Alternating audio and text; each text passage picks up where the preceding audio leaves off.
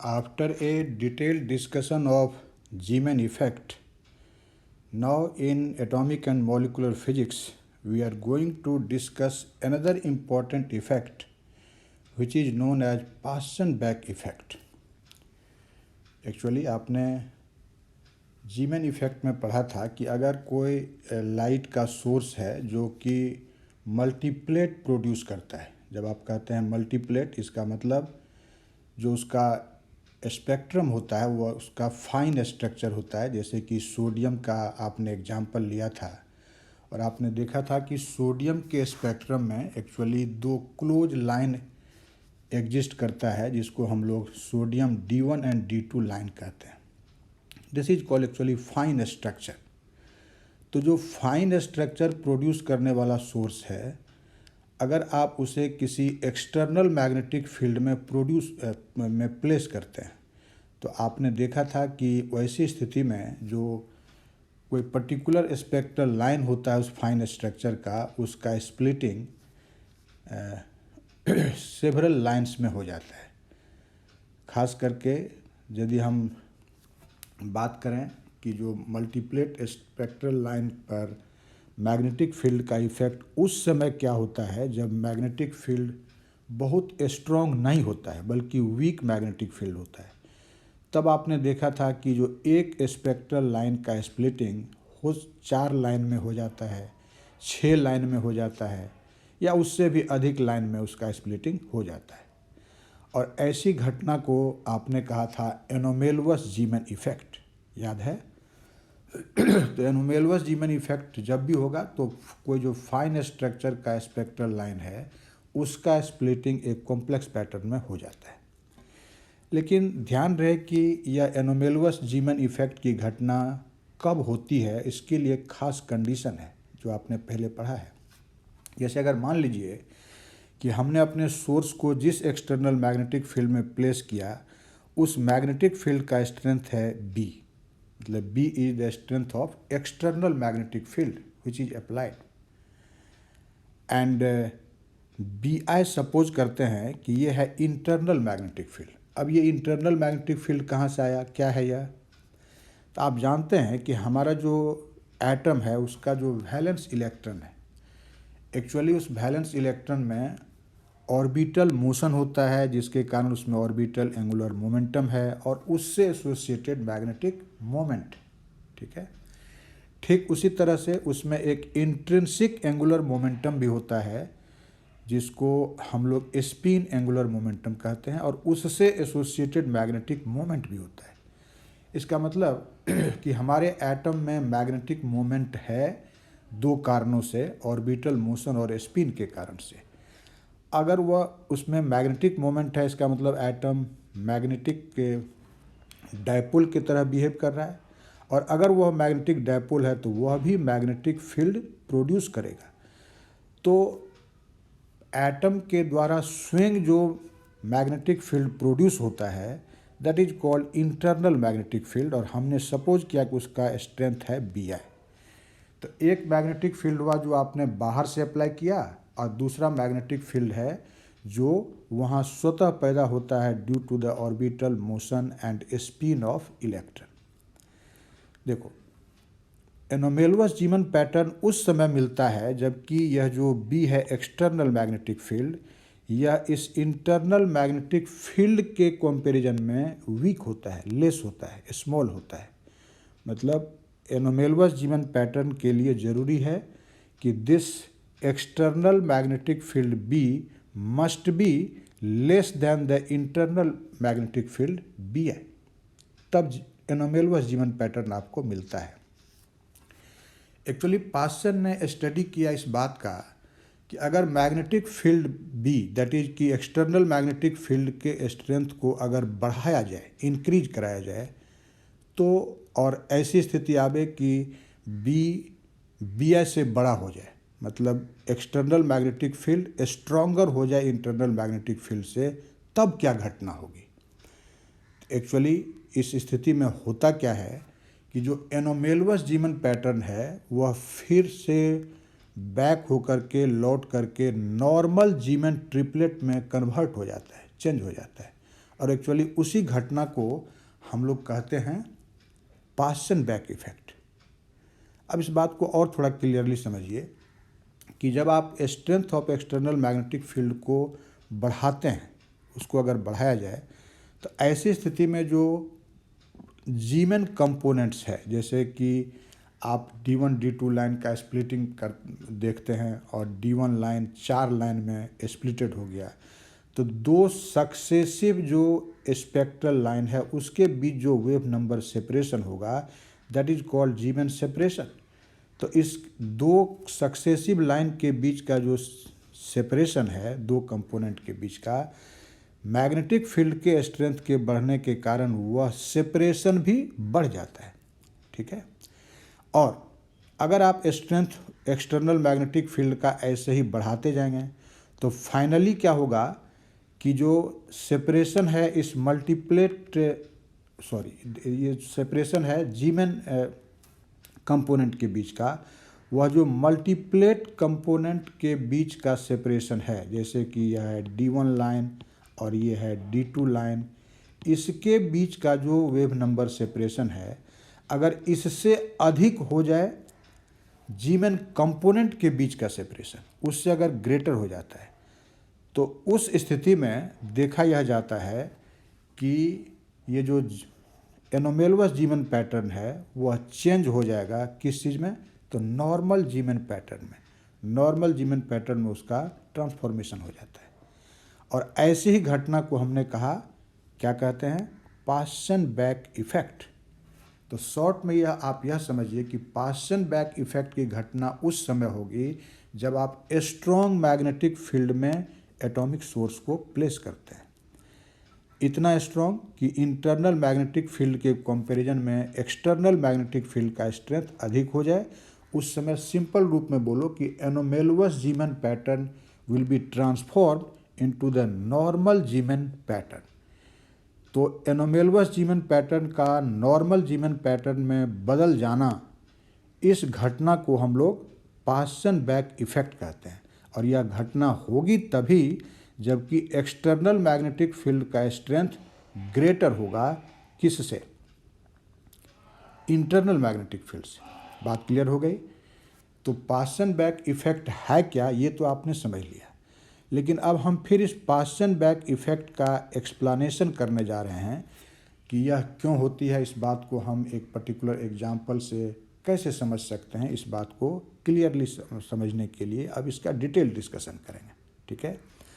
देखो, इनफैक्ट इस पास्सन back effect का जो एक्सप्लेनेशन है, यह बिना इलेक्ट्रॉन के स्पिन को अंडर अकाउंट लिए भी किया जा सकता है।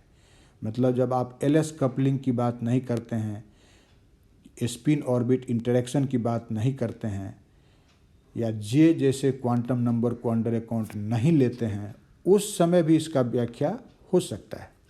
और स्पिन ऑर्बिट इंटरेक्शन को जब कंसीडर करेंगे तो थोड़ा रिजल्ट में डिफरेंस आएगा। ठीक है।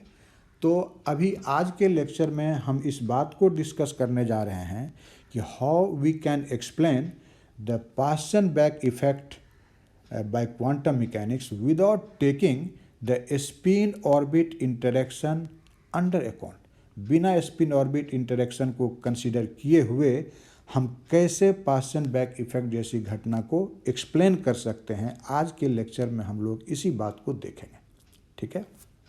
देखो, आपने एक्चुअली पढ़ा था कि हमारा जो एटॉमिक सोर्स है, जब आप उसको एक्सटर्नल मैग्नेटिक फील्ड B, जिसको इस फिगर में दिखाया है कि यह Z डायरेक्शन में अप्लाइड है, उसमें जब आप प्लेस करते हैं, ठीक है, और B का जो वैल्यू है वह इंटरनल मैग्नेटिक फील्ड से लेस है, उस कंडीशन में होता क्या है कि orbital angular momentum vector L और spin angular momentum vector S, ये दोनों ही एंगुलर मोमेंटम वेक्टर प्रीसेस करता है अपने रिजल्टेंट J के अबाउट। J क्या है?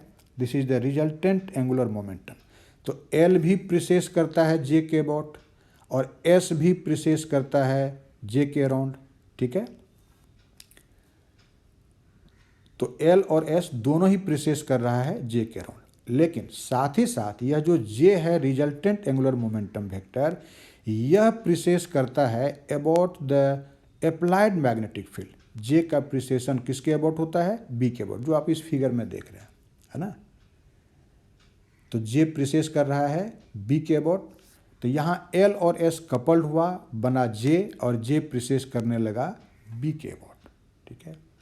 लेकिन यह बात तभी तक सही है जब तक कि आप कहते हैं कि अप्लाइड मैग्नेटिक फील्ड बी का strength internal magnetic field B I के स्ट्रेंथ से कम है, उसी समय ऐसी घटना होती है, ठीक है। लेकिन अब सोचो कि अगर हम एक्सटर्नल मैग्नेटिक फील्ड बी का स्ट्रेंथ बढ़ाते हैं तो उसका क्या इफेक्ट होगा। अब इस बात को हम लोग देखने जा रहे हैं। देखिए, एक्चुअली जब आप एक्सटर्नल मैग्नेटिक फील्ड के स्ट्रेंथ को बढ़ाते हैं और बढ़ाते बढ़ाते अगर उसका स्ट्रेंथ बी आई से बड़ा हो जाए, ठीक है, तो उस समय मैग्नेटिक फील्ड बी के साथ जे का जो कपलिंग था, जे जो प्रिसेस कर रहा था बी के अबाउट, वह कपलिंग एल और एस के बीच जो कपलिंग है उससे एक्सीड कर जाता है, उससे अधिक हो जाता है। इसका मतलब अब जो जे और जे का प्रिसेशन बी के अबाउट होता है, वह एल और एस का जो प्रिसेशन होगा किसके साथ? जे के अबाउट, उसके तुलना में जे अब फास्टर रेट से या अधिक एंगुलर वेलोसिटी से प्रिसेस करने लगता है, ठीक है। जो हमने यहाँ मेंशन किया है कि precession of J about B becomes faster than that of L and S about J, उसके तुलना में ज़्यादा फास्ट हुआ प्रिसेस करने लगता है। और इसका रिजल्ट ये होता है कि एल और एस जो कपल्ड था, एल और एस दोनों कपल्ड था, अब ये एल और एस के बीच का कपलिंग पार्शियल रूप से, आंशिक रूप से ब्रेक कर जाता है, ठीक है। और अगर आपने मैग्नेटिक फील्ड का स्ट्रेंथ और अधिक बढ़ा दिया तब क्या होगा? तब एल और एस कंप्लीटली एक दूसरे से कपल्ड नहीं रहेगा, दोनों कंप्लीटली अलग हो जाता है और एल और एस दोनों ही अब सेपरेट रूप से, इंडिपेंडेंट रूप से बी के अबाउट प्रिसेस करने लगता है। जो आप इस फिगर में देखिए, हमने दिखाया है कि यह जो एल वेक्टर है that is precessing about the magnetic field B which has been applied in Z direction, आप देख रहे हैं फिगर में। और उसी तरह से ये जो हमारा एस वेक्टर है, इसको भी देखो कि ये भी प्रिसेस कर रहा है किसके अबाउट? बी के अबाउट, लेकिन दोनों इंडिपेंडेंट रूप में एक दूसरे से इंडिपेंडेंट प्रिसेशन दोनों का हो रहा है, ठीक है। लेकिन यह कब होगा? जब मैग्नेटिक फील्ड का स्ट्रेंथ इंटरनल मैग्नेटिक फील्ड के स्ट्रेंथ से ग्रेटर हो जाता है। तो एल अलग प्रिसेस कर रहा है, एस अलग प्रिसेस कर रहा है, और एल और एस अब एक दूसरे से इंटरेक्टेड नहीं हो रहा है, उसके बीच कोई कपलिंग नहीं है, ठीक है। अब ऐसी स्थिति में हमारा जो एल वेक्टर है, आप जानते हैं कि एल का प्रिसेशन अगर बी के अबाउट होता है which is called Lamar precision, तो एल का भी कुछ डिस्क्रीट ओरिएंटेशन होगा स्पेस में, जिसको आप स्पेस क्वांटाइजेशन कहते हैं। कहने का मतलब जो इसका जेड कंपोनेंट है that is magnetic field B के डायरेक्शन का कंपोनेंट, इसका कुछ डिस्क्रीट वैल्यू होगा, ये एल जेड क्वांटाइज्ड होता है, ये सब आप पहले पढ़े हैं। और एस भी प्रिसेस कर रहा है इंडिपेंडेंट रूप से बी के अबाउट, तो एस का भी जो जेड कंपोनेंट होगा दैट इज मैग्नेटिक फील्ड के डायरेक्शन का कंपोनेंट होगा S Z. This S Z has also some quantized value, कुछ डिस्क्रीट वैल्यू होगा। और कितना होगा ये आप ऑलरेडी पिछले लेक्चर्स में पढ़ चुके हैं कि what is L Z and what is S Z. आपने पढ़ा था कि L Z is equal to M L into H bar. ध्यान से देखो, यहाँ कैपिटल एम एल लिखा है, इसका मतलब आप पॉली इलेक्ट्रॉनिक सिस्टम की बात कर रहे हैं जिसमें सिर्फ एक ही ऑप्टिकल इलेक्ट्रॉन नहीं है। ऐसी स्थिति में सारे इलेक्ट्रॉन का जो स्मॉल एम एल है मैग्नेटिक क्वांटम नंबर, वो इनफैक्ट अलजेब्रिकली ऐड हो करके आपको कैपिटल एम एल देता है। तो L Z is equal to M L into H bar और S Z is equal to M S into H bar. आप पढ़े हैं कि नहीं पहले? देखो, अब ये जो एम एल है मैग्नेटिक के orbital magnetic quantum number, actually इसका value orbital quantum number L पर डिपेंड करता है। और आप कई बार ये अभी तक सीख चुके हैं कि for a given value of L M L has total 2l + 1 values, होता है कि नहीं। और यह 2l + 1 वैल्यू जो एम एल का होगा वह होगा क्या, तो एल से लेकर -l के बीच में, L to -l at a step of 1। जैसे अगर तुम पहला वैल्यू लिखते हो l तो दूसरा लिखना होगा l-1, फिर उसके बाद l-2। इसी तरह से आप l के वैल्यू को घटाते जाइए 1 से और फाइनली आएगा -l। So ml has 2l + 1 values which are actually from +l to -l। ठीक है। ठीक इसी तरह से जो ms है, स्पिन मैग्नेटिक क्वांटम नंबर, उसका भी for a given value of s there are total 2s + 1 values. और वह वैल्यू होगा क्या, तो फिर s से लेकर -s तक eight a step of 1।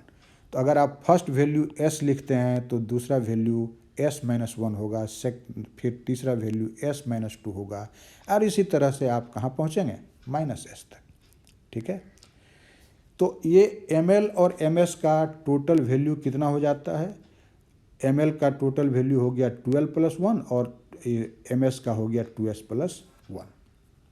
Actually आप देखेंगे आगे कि इस मैग्नेटिक फील्ड के इफ़ेक्ट से होगा क्या कि एक जो फील्ड फ्री एनर्जी लेवल है, कोई एनर्जी लेवल जब आपने मैग्नेटिक फील्ड नहीं अप्लाई किया, उस लेवल का स्प्लिटिंग टोटल 2l +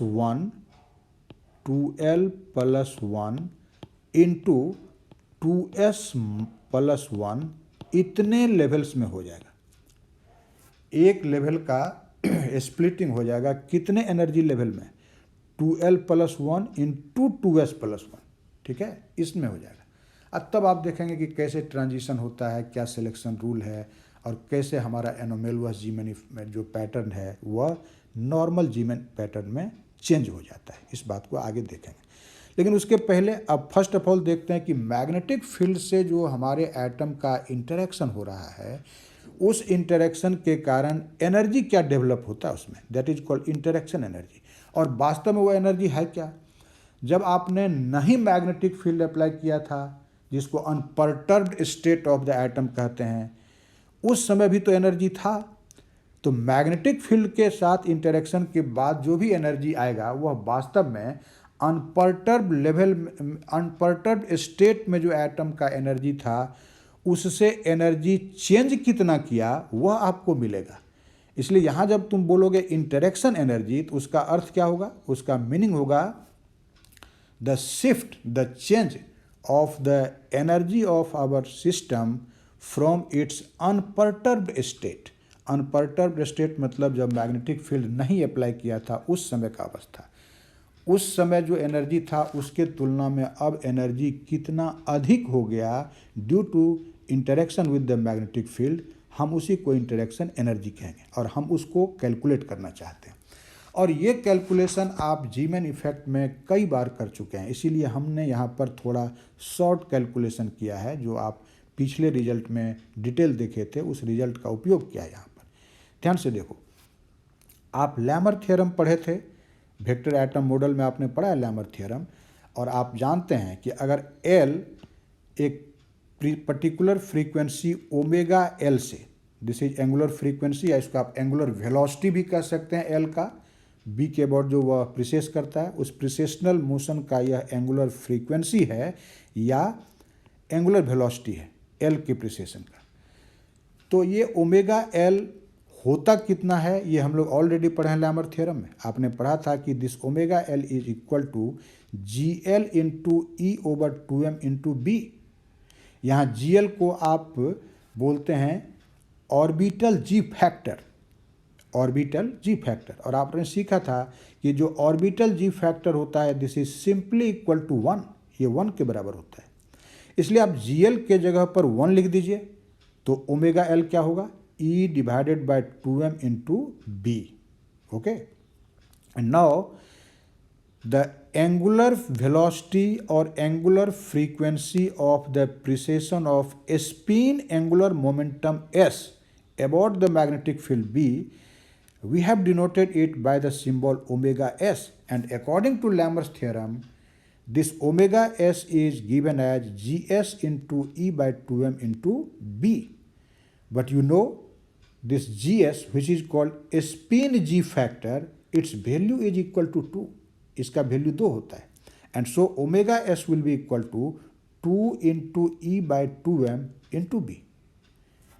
अब ये ओमेगा एल ओमेगा एस अगर तुम निकाल लेते हो, फाइंड आउट कर लेते हो, तो एक्चुअली ये जो ओमेगा एल और ओमेगा एस है, इसका वैल्यू जब हम जान जाएंगे तो अब बता सकते हैं कि एल के प्रिसेशन से जो मैग्नेटिक एनर्जी डेवलप होगा, इंटरेक्शन एनर्जी डेवलप होगा, उसका वैल्यू क्या होगा, और फिर एस के प्रिसेशन से जो एनर्जी डेवलप होगा उसका वैल्यू क्या होगा. और ये रिजल्ट हमने डायरेक्ट पिछले आधार पर लिखा है. ध्यान से देखिए, जब हमारा एल प्रिसेस करता है तो मैग्नेटिक फील्ड के साथ इंटरेक्शन से उसके एटम के एनर्जी में जो चेंज आएगा, that is delta E L. L के प्रिसेशन से डेल्टा लिखने का रीजन ही यही है कि this is not the total energy, this is just the change in energy. कितना एनर्जी एक्स्ट्रा डेवलप हुआ ड्यू टू इंटरेक्शन. ठीक है, इसीलिए आप इसको एनर्जी शिफ्ट भी कहते हैं कि जो अनपर्टर्ब्ड स्टेट में एनर्जी था उससे अब कितना एनर्जी अधिक हो गया.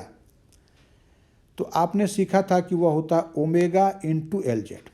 ये हम रिजल्ट डिराइव किए थे पिछले क्लास में, और यहाँ पर हम डायरेक्ट इसलिए लिख रहे हैं. एल के जेड कंपोनेंट को, दैट इज मैग्नेटिक फील्ड के डायरेक्शन के कंपोनेंट को, जब तुम एंगुलर वेलोसिटी से मल्टीप्लाई कर देते हो, प्रिसेशन के एंगुलर वेलोसिटी से, तो इंटरेक्शन एनर्जी मिलता है.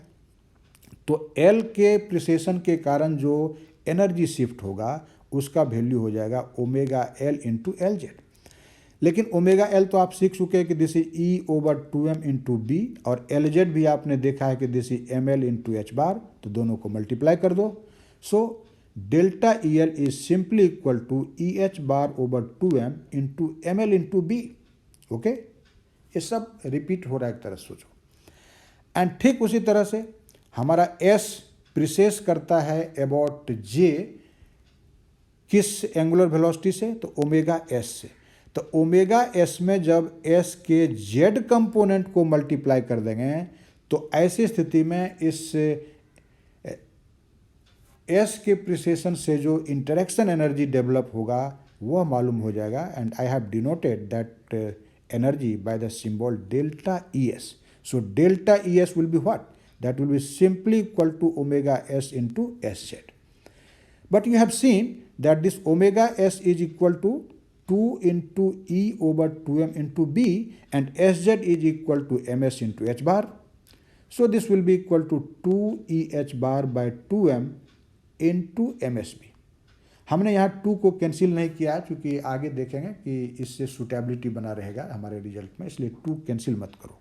ठीक है, तो एल के प्रिसेशन से जो एक्स्ट्रा एनर्जी डेवलप हुआ, एनर्जी शिफ्ट हुआ है डेल्टा ई एल, और एस के प्रिसेशन से जो एनर्जी शिफ्ट हुआ वह हुआ डेल्टा ई एस. तो ऐसी स्थिति में अगर आप यह फाइंड आउट करें कि what is the total interaction energy, that is the total energy shift from the unperturbed energy level, total value क्या होगा, तो सिंपल सी बात है, हम अगर डेल्टा ई एल और डेल्टा ई एस दोनों को ऐड कर देंगे तब हमको मालूम होगा कि टोटल एनर्जी शिफ्ट कितना हुआ अनपर्टर्ब्ड लेवल से. So if you denote that total value by the symbol delta E, then this delta E will be simply equal to delta EL plus delta ES.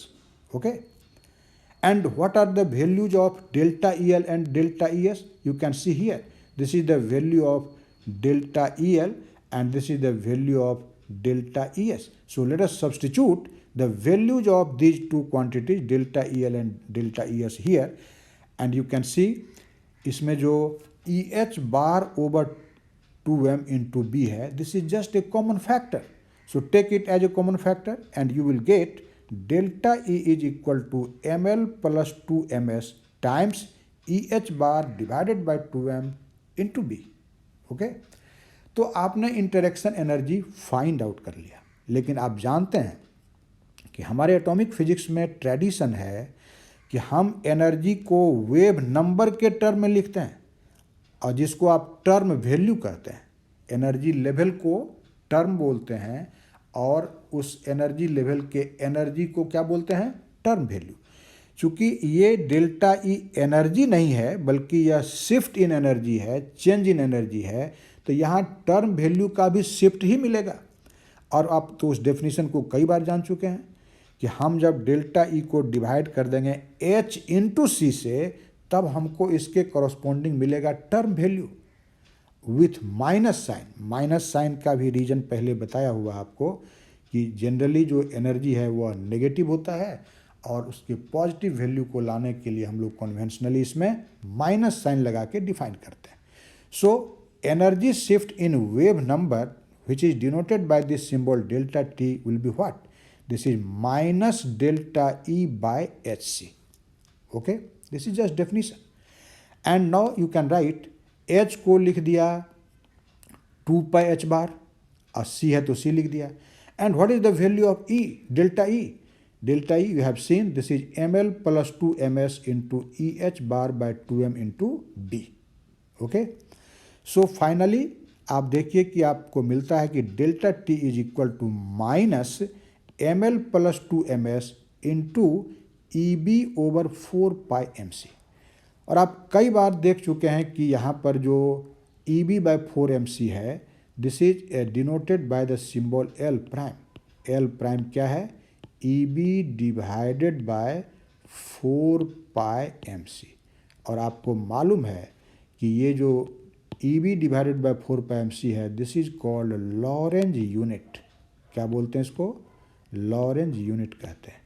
इसका मतलब हुआ कि आप energy अगर shift जानना चाहते हैं डेल्टा टी, तो आपको केवल मालूम होना चाहिए कि what is ml plus 2ms, इसका वैल्यू मालूम होना चाहिए। L प्राइम को एक यूनिट के तरह यूज करेंगे जिसका value EB divided by 4πmc। Actual value जानना होगा तो L प्राइम का वैल्यू रखना होगा, अन्यथा तुम इस एनर्जी शिफ्ट को L प्राइम को यूनिट मानते हुए भी लिख सकते हो। जैसे मान लो कि ml प्लस 2ms का वैल्यू 5 आ गया, तो हम सीधा कह सकते हैं कि delta T is equal to minus 5L prime. ठीक है, तो ये जो एक्सप्रेशन आया एनर्जी शिफ्ट का, यह कब आया? जब आपने देखा कि L और S को हम मानते हैं कि स्ट्रॉन्ग मैग्नेटिक फील्ड के कारण वह उसके बीच जो कपलिंग था वह ब्रेक हो गया, दोनों इंडिपेंडेंट रूप से मैग्नेटिक फील्ड के अराउंड प्रिसेस करने लगा। इसलिए इस एक्सप्रेशन को हम लोग कहते हैं कि this is strong magnetic field interaction energy. क्या बोलेंगे इसको? Strong magnetic field interaction energy. जिस समय आप यह मान लेते हैं कि L और S कंप्लीटली अनकपल्ड है, उसके बीच कोई इंटरेक्शन नहीं हो रहा है, LS कपलिंग जैसी घटना, स्पिन ऑर्बिट जैसी घटना बिल्कुल नहीं हो रही है, आपने स्पिन को अंडर अकाउंट लिया ही नहीं, तो जब हम कंप्लीटली नेग्लेक्ट कर देंगे किस चीज़ को? स्पिन ऑर्बिट इंटरेक्शन को, उस समय जो स्ट्रॉन्ग फील्ड में एनर्जी डेवलप होगा, एनर्जी मेन जो एनर्जी था अनपर्टर्ब्ड स्टेट में फील्ड अप्लाई करने के पहले के स्टेट में, उससे कितना एनर्जी चेंज कर जाता है उसका यह वैल्यू है। लेकिन ध्यान रहे, यह वैल्यू तब लिख रहे हैं आप जबकि आपने स्पिन ऑर्बिट इंटरेक्शन को बिल्कुल नेग्लेक्ट कर दिया, माना ही नहीं कि L और S कपल्ड भी है, बल्कि आप ये मानते हैं कि दोनों कंप्लीटली अनकपल्ड है। ठीक है, और जैसा आप देख सकते हैं इस एक्सप्रेशन से कि आपको हमने पहले कहा था कि for a given value of L, ml का कितना वैल्यू होता है? 12 प्लस 1। और for a given value of S, ms का कितना वैल्यू होता है? आप सीख चुके हैं 2s प्लस 1। इसलिए अगर फील्ड फ्री स्टेट में, जब फील्ड आपने नहीं लगाया था, तब कोई एक एनर्जी लेवल था, तो अब उस एनर्जी लेवल का स्प्लिटिंग होगा कई एनर्जी लेवल्स में, और वह उस एनर्जी लेवल का जो संख्या होगा, कितने में वह स्प्लिटेड हो जाएगा, that number will be equal to what? That will be 2L plus 1 into 2S plus 1। इतने एनर्जी लेवल्स में उसका स्प्लिटिंग हो जाता है, ब्रेक कर जाता है, ठीक है, स्ट्रॉन्ग फील्ड में। अब हम लोग एक प्रॉपर एग्जाम्पल लेंगे कि इस पास एंड बैक इफेक्ट को एक्सप्लेन करने के लिए, और एग्जाम्पल हम वही लेने जा रहे हैं जिसका एनोमेलस पैटर्न आप पिछले क्लासेज में पढ़ चुके हैं। आपने जब एक्सप्लेनेशन किया था एनोमेलस जीमन इफेक्ट का, तो किस एग्जाम्पल के जरिए किया था? जो प्रॉपर एग्जाम्पल लिया था वह था सोडियम डबलेट का। और आप जानते हैं कि सोडियम डबलेट में जो दो स्पेक्ट्रल लाइंस होता है, D1 लाइन और D2 लाइन, यह प्रोड्यूस कब होता है? तो एक्चुअली जब atomic transition 2p half level से, 2p हाफ जो टर्म है वह एक एनर्जी लेवल को रिप्रेजेंट करता है। हमारा एटम अगर 2p हाफ स्टेट में है जब आपने फील्ड नहीं लगाया, और उसका ट्रांजिशन हो जाए 2s हाफ लेवल में, तो उससे आपको एराइज होता है D1 लाइन। इस ट्रांजिशन से क्या मिलता है? D1 line. ठीक उसी तरह से 2p 3/2 स्टेट से या लेवल से जब एटॉमिक ट्रांजिशन होता है 2s हाफ लेवल पर, तो उससे जो स्पेक्ट्रल लाइन मिलता है आप उसी को कहते हैं D2 लाइन। यहाँ जो तुम 1/2 लिखते हो, 3/2 लिखते हो इस टर्म में, ये किसका वैल्यू है? This is the value of J।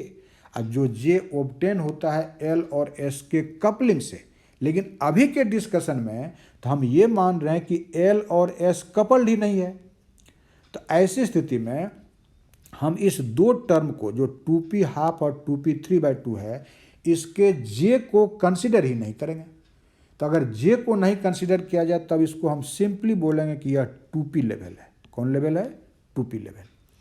और 2p लेवल से ट्रांजिशन हो रहा है 2s लेवल पे। देखो हमने जो सबस्क्रिप्ट था 3/2, 1/2 और फिर s में 1/2, उसको छोड़ दिया क्योंकि आप स्पिन ऑर्बिट इंटरेक्शन कंसिडर ही नहीं कर रहे हैं, ठीक है। तो ऐसी स्थिति में जब ट्रांजिशन होगा एक लेवल से दूसरे लेवल पर स्पेक्ट्रल लाइन मिलेगा, तो कौन ट्रांजिशन अलाउड होगा और कौन ट्रांजिशन नहीं अलाउड होगा, उसके लिए जो प्रॉपर सिलेक्शन रूल है जो क्वांटम मैकेनिक्स से आता है वो आपको याद रखना होगा। एक्चुअली वैसा सारा ट्रांजिशन अलाउड है जिसके लिए डेल्टा ml का वैल्यू 0 होता हो, दैट इज अलाउड ट्रांजिशन। मतलब दो लेवल के बीच ट्रांजिशन होगा और आप फाइनल लेवल के ml के वैल्यू से सब्ट्रैक्ट करेंगे ये जो इनिशियल लेवल है। जैसे फाइनल लेवल को मान लो कि हम ml प्राइम लिख दें, इनिशियल लेवल वाले को ml लिख लें, तो ml प्राइम में से ml को सब्ट्रैक्ट करेंगे, that will B delta ml। अगर वह 0 है तो वह ट्रांजिशन अलाउड है, और उससे जो स्पेक्ट्रल लाइन मिलेगा that is actually called pi component. इसको क्या बोलते हैं? पाई कंपोनेंट। जब तुम पाई कंपोनेंट बोलते हो इसका मतलब ये जो स्पेक्ट्रल लाइन है यह पोलराइज्ड है ऐसे डायरेक्शन में कि इसका जो इलेक्ट्रिक फील्ड वेक्टर है वह मैग्नेटिक फील्ड के पैरेलल वाइब्रेट करता है, ओके। और फिर डेल्टा ml अगर या तो +1 है या -1, वो ट्रांजिशन भी अलाउड है। लेकिन इस ट्रांजिशन से जो स्पेक्ट्रल लाइन मिलेगा that is called sigma component, उसको सिग्मा कंपोनेंट कहते हैं। और इस सिग्मा कंपोनेंट के केस में जो इलेक्ट्रिक फील्ड वेक्टर का वाइब्रेशन होता है वह मैग्नेटिक फील्ड वेक्टर के परपेंडिकुलर डायरेक्शन में होता है, ठीक है। और इस सारे अलाउड ट्रांजिशन के केस में डेल्टा ms का वैल्यू 0 होना चाहिए। डेल्टा ms मतलब change in spin magnetic quantum number, this must be equal to 0। तो इस सिलेक्शन रूल को देखते हुए अब हम लोग देखेंगे कि जो क्या कौन कौन ट्रांजिशन पॉसिबल है, क्या क्या स्पेक्ट्रल लाइन मिलेगा, इन सारी बातों को डिस्कस कर सकते हैं। लेकिन उसके डिस्कशन के पहले आपको कैलकुलेट करना होगा कुछ चीज़ जिसको हमने यहाँ टेबुलर फॉर्म में कैलकुलेट किया है कि स्ट्रॉन्ग फील्ड लेवल जो है और मैग्नेटिक एनर्जी का जो शिफ्ट होता है उसका वैल्यूज क्या होगा जो हमको कैलकुलेशन में ज़रूरी है। फिर एम का वैल्यू चाहिए, एम का वैल्यू चाहिए, तभी ना सिलेक्शन रूल अप्लाई करेंगे। और कितने लेवल में स्प्लिटिंग होगा वह हमको जानना होगा कि जब आप किसी फील्ड फ्री लेवल के ऊपर external magnetic field, strong external magnetic field लगाएंगे तो उसका स्प्लिटिंग कितने लेवल्स में हो जाएगा। ठीक है, ये सारी बात हम लोगों ने यहाँ पर टेबुलर फॉर्म में कैलकुलेट करके रख लिया है जिससे कि आपको सहूलियत होगी। तो ध्यान से देखो, फर्स्ट कॉलम में हम टर्म को लिख रहे हैं, जो यहाँ टर्म है 2p। ध्यान से देखो, यहाँ j का जो वैल्यू होता है 1/2, 3/2 उसको लिखा ही नहीं, उसकी ज़रूरत ही नहीं है। तो केवल हमको l और s के वैल्यू को देखना है। ओके, तो 2p p लेवल के लिए आप जानते हैं कि l का वैल्यू 1 होता है और s तो फिक्स ही है कि this will be equal to 1/2। ठीक है, तो अब देखो कि अगर l 1 है और s हाफ है तो number of strong field levels जो बराबर होता है 2l + 1 × 2s + 1 के, वह कितना होगा आप निकाल सकते हैं। ध्यान से देखो, 2l + 1, l है 1 तो 2 × 1 + 1 × 2s + 1 तो 2 × हाफ + 1। ठीक है, आप कैलकुलेट करिए, 2 × 1 + 1 3 हो गया, एंड ये 2 और 2 कैंसिल हो गया, 1 + 1 2 हो गया, and this will be equal to 6। इसका मतलब यह जो 2p लेवल है, जो एक सिंगल लेवल था in absence of external magnetic field, जब आप स्ट्रॉन्ग मैग्नेटिक फील्ड अप्लाई करेंगे तो यह 2p लेवल स्प्लिटेड हो जाएगा कितने लेवल्स में, 6 लेवल्स में, जो आप यहाँ पर इस डायग्राम में देख सकते हैं। ये आपका 2p लेवल है, देखिए इस फिगर में, this is your 2p level. ऐसे हमने यहाँ पर मार्क कर दिया है 2p 3/2 को भी और 2p हाफ को भी, बट आवर लेवल ये जो डॉटेड लाइन है वही रिप्रेजेंट कर रहा है 2p लेवल को। और आप देखिए कि इसका स्प्लिटिंग हमने दिखाया है कि ये स्प्लिटिंग हो रहा है कितने लेवल्स में, 6 में।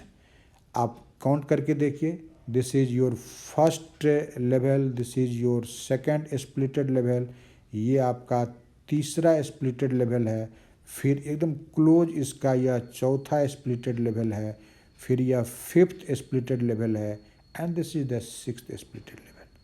तो क्या देखा आपने कि हमारा यह सिंगल लेवल जो 2p था that is splitted into 6 levels in the presence of the strong magnetic field. ठीक है, अब ठीक इसके लिए कि ml का वैल्यू क्या होगा, मैग्नेटिक क्वांटम नंबर। आप जानते क्या हैं कि ml का वैल्यू होता है from +l to -l at a step of 1।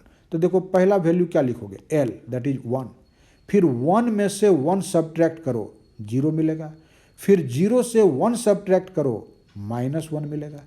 तो l अगर 1 है तो ml का वैल्यू हो गया, 3 वैल्यू हो गया, 1 0 और -1। There are 3 values of ml। लेकिन s का वैल्यू है 1/2, तो ms का वैल्यू +s से -s at a step of 1, तो 1/2 और 1/2 -1 दैट इज -1/2। तो ms का वैल्यू जब आपका ml 1 है तब ms है 1/2 -1/2।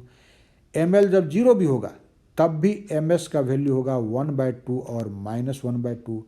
ml जब -1 है तब भी ms का वैल्यू है 1/2 एंड -1/2। ठीक है, अब जो शिफ्ट होता है एनर्जी में in unit of L prime that is Lorentz unit के टर्म में, आपको हमने कहा था कि आप ml + 2ms का वैल्यू ही केवल बताइए, बाकी उसमें L प्राइम से मल्टीप्लाई कर देते हैं। तो हमने यहाँ पर ml + 2ms दैट इज कितना एनर्जी शिफ्ट हुआ in terms of L prime, उसका वैल्यू लिखा है। तो ध्यान से देखो, ml + 2ms, ठीक है, अगर हम ml का वैल्यू लेते हैं 1 और ms का वैल्यू लेते हैं पहला वैल्यू 1/2, तो ml + 2ms कितना होगा बोलो, 1 + 2 × 1/2 और ये हो जाएगा 2। तो देखिए कि पहला वैल्यू हो गया 2, लेकिन ms तो -½ भी है ना, तो तब क्या लिखोगे 1 + 2 इंटू -1/2, तो वह तो 1 - 1 हो जाएगा and that will be equal to 0। आप निकाल सकते हैं, ये सब हमको बोलना भी नहीं चाहिए, सामने वैल्यू लिखा है और ये सिंपल अलजेब्रा है, ठीक है। ठीक उसी तरह से ml जब 0 है और आपका ms है 1/2, तब तुम निकालो ml + 2ml आ जाएगा 1। फिर ml तुम्हारा 0 है और ms है -½ तो ml + 2ms आ जाएगा -1। ओके, अब ml है -1, ms है 1/2, फिर वैल्यू निकालो ml + 2ms का आएगा 0। फिर ml है -1 और ms है -½ तो वैल्यू आ जाएगा इसका -2। इस तरह से कैलकुलेशन कर लिया। फिर आप दूसरे लेवल या दूसरे टर्म को देखिए 2s।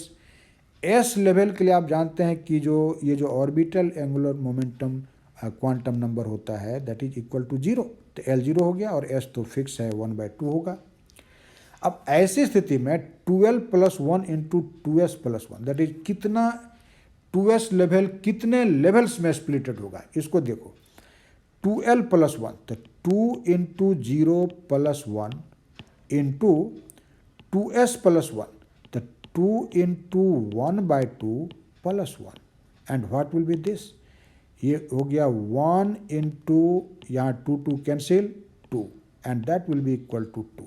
तो देखो कि ये जो 2s लेवल है स्ट्रॉन्ग मैग्नेटिक फील्ड अप्लाई करने के बाद 2 लेवल में स्प्लिटेड हो जाता है, जिसको आप इस डायग्राम में देख सकते हैं। देखो this is your 2s level और ये उस समय की बात है जब आपने मैग्नेटिक फील्ड अप्लाई नहीं किया है, B इज 0, इसको फील्ड फ्री लेवल्स भी कहते हैं। अब इसका स्प्लिटिंग कितने लेवल में हुआ, आपने अभी तुरंत देखा 2, तो दीज आर द 2 लेवल्स। ये पहला हॉरिजॉन्टल लाइन, ये दूसरा हॉरिजॉन्टल लाइन जिस पर हमारी पेन चल रही है, उसको ध्यान से देखो कि जो इसमें स्प्लिटिंग हो गया 2s लेवल का। तो इस तरह से आपने देखा कि जो 2p लेवल है उसका स्प्लिटिंग 6 लेवल्स में हो रहा है स्ट्रॉन्ग मैग्नेटिक फील्ड के प्रेजेंस में, और 2s लेवल का स्प्लिटिंग कितने में, 2 में हो रहा है। फिर इसके कॉरस्पॉन्डिंग जो डिफरेंट वैल्यूज होगा ml और ms का और इस एनर्जी शिफ्ट का, वो भी निकाला हुआ है। देखो अब L है 0 तो ml क्या होगा, ml विल बी 0, +0 से -0, 0 के पहले माइनस का कोई महत्व नहीं है तो सीधा आप बोलेंगे 0। और ms s बराबर 1/2 है तो +s2 - s दैट इज 1/2 और -1/2। फिर ml + 2ms निकालिए। ml अगर 0 है और ms आपका ½ है तो ml + 2ms आ जाएगा 1, और ml अगर 0 है और ms है -1/2 तो ml + 2ms का वैल्यू आ जाएगा -1। ये सब कैलकुलेट कर लिया और इस डायग्राम में अब ये सारे वैल्यू को नोट कर देंगे। उसी तरह से आप देख सकते हैं कि हमने यहाँ ml + 2ms का वैल्यू लिख दिया है सब के लिए, जो आप टेबल में निकाले हैं उसी आधार पर देखिए। दिस इज 2 1 0 0 यहाँ लिखा, मतलब ये जो तुम्हारा क्लोज देख रहे हो 2 लेवल, उसके लिए यह वैल्यू 0 0 है, और फिर -1 फिर -2। ओके, वैसे ही 2s के लिए 2s जो 2 एनर्जी लेवल में स्प्लिटेड हुआ उसके लिए भी ml + 2ms लिखा आपने निकाला है, वह है 1 और -1। फिर ml का वैल्यू नोट कर देंगे। अब ये सब आप उस टेबल से देख सकते हैं, ये सब वर्टिकल इस कॉलम में हमने नोट कर दिया है, इसको पढ़ने का ज़रूरत नहीं है, आप देख सकते हैं। और ms का वैल्यू भी लिख दिया है, ठीक है, ms का वैल्यू लिखा हुआ है। अब जो सिलेक्शन रूल आपने पढ़ा उसके आधार पर देखते हैं कि क्या क्या ट्रांजिशन पॉसिबल है। याद करो हमारा सिलेक्शन रूल क्या सब है कि ΔML = 0 अलाउड है, ये हो सकता है।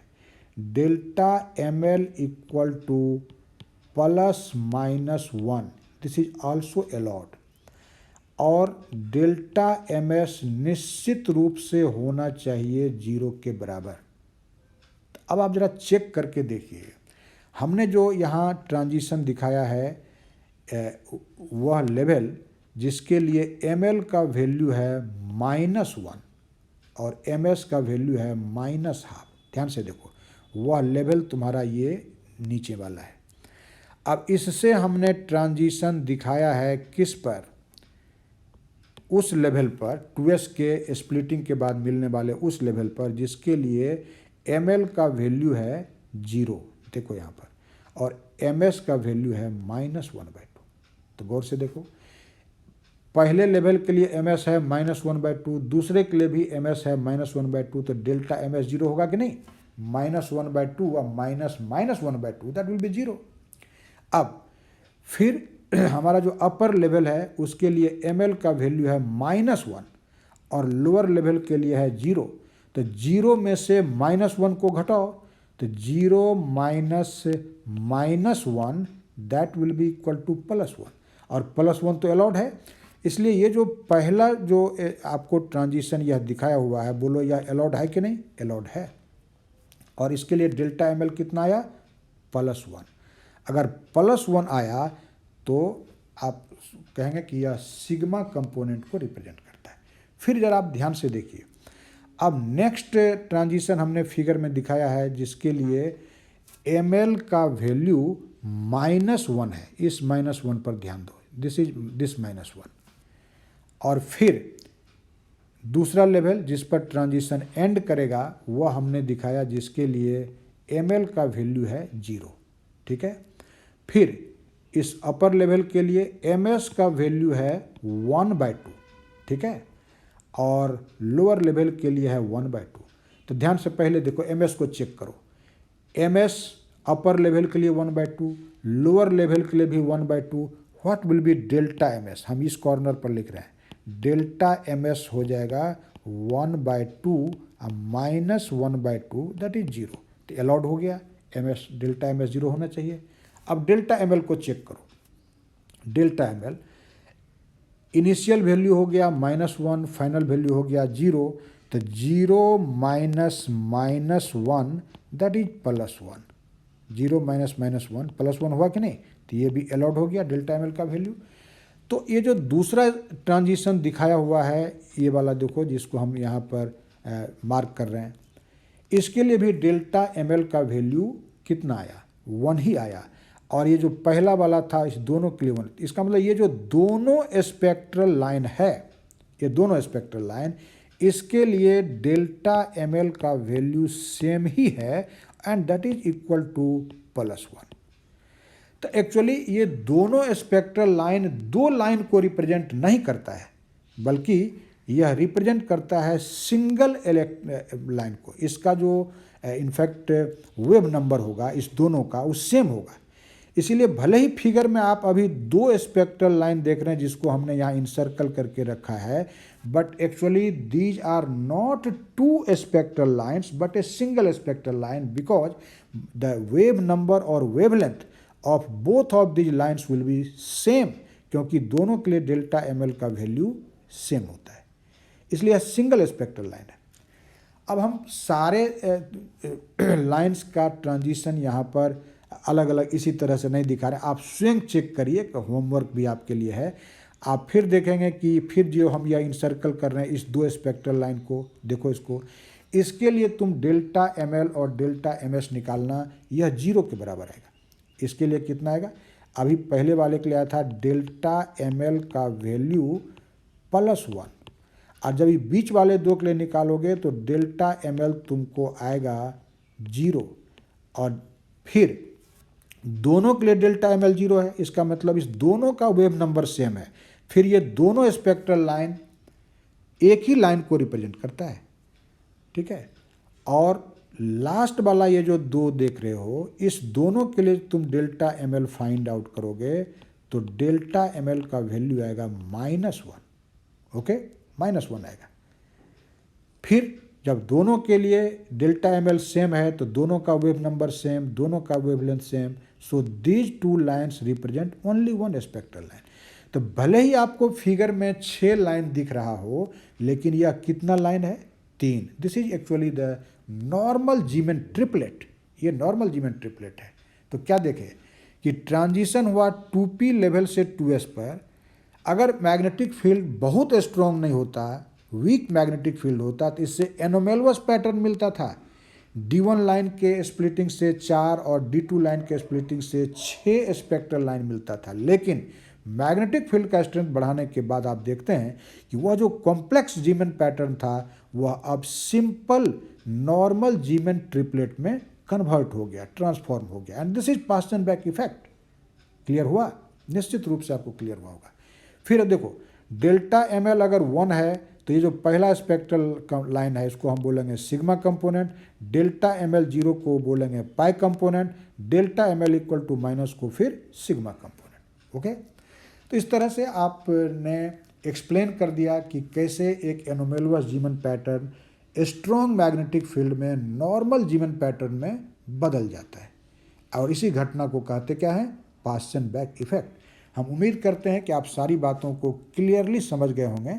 आप इसको सीरियसली देखिए और सारे लाइन के ट्रांजिशन, जो लाइन मिल रहा है डिफरेंट ट्रांजिशन से, उसको चेक करो। ML MS का वैल्यू लिखा हुआ है और आप चेक करके देखेंगे, ये सारा चीज़ आपको करेक्ट मिलेगा। ठीक है।